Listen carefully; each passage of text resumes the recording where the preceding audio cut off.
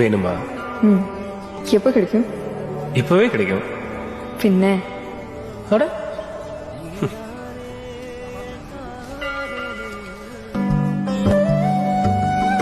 Joe, விளையாடாத.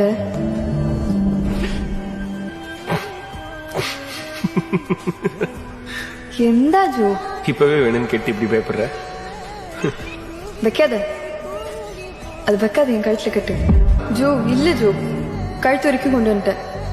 இப்ப இந்த மொமெண்ட்டை மிஸ் பண்ணேன்னா லைஃப் லாங் ஏன் இருக்கும். Please cut, please Joe.